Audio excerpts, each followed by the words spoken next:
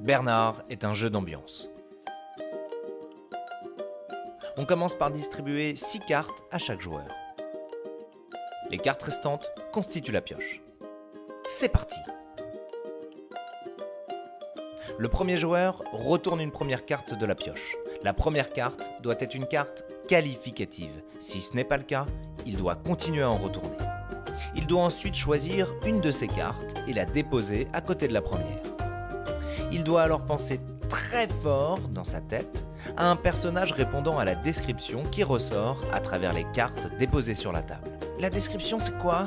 Très bonne question, Marcel. La description, c'est l'ensemble des cartes qualificatives posées. Attention, il peut bien sûr bluffer et ne penser à personne en particulier. Le joueur suivant dépose une carte à côté des précédentes et ainsi de suite. Ok, et ça va durer longtemps cette histoire?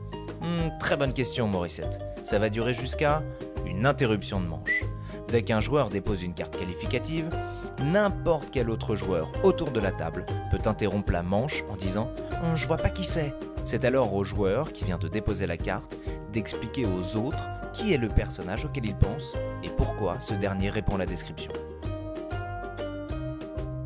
Une fois l'explication terminée, les autres joueurs sont invités à valider ou non la description en votant pour ou contre.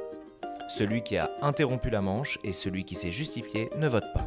Si la majorité valide la description, c'est le joueur qui a interrompu la manche qui pioche. Si la description n'est pas validée, c'est le joueur qui s'est justifié qui pioche. Ok, mais qu'est-ce qu'on pioche? Très bonne question, Renaud. La moitié du nombre de cartes qualificatives révélées arrondi au supérieur. Donc dans cet exemple, le perdant du vote pioche 3 cartes. Fin de la manche. Les cartes sur la table sont placées sous la pioche. C'est au joueur suivant, à la gauche de celui qui s'est justifié, de démarrer la nouvelle manche en posant une de ses cartes. À son tour, chaque joueur doit impérativement poser une carte. Si un joueur estime qu'il ne peut poser aucune de ses cartes, il peut en piocher autant qu'il le souhaite, jusqu'à pouvoir en poser une. Les cartes spéciales. Lorsque vient son tour, un joueur peut également déposer une carte spéciale, qui influe sur la description ou sur les règles de la manche en cours. Un peu d'humour. Lorsqu'un joueur donne son explication, s'il parvient à faire rire le joueur qui a interrompu la manche, inutile de voter, la description est validée.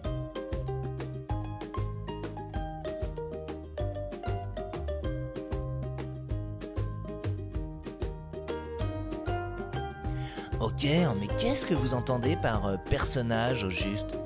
Très bonne question, Philibert. Personnage public, politique, artiste, ami, membre de votre famille, etc. Qui vous voulez.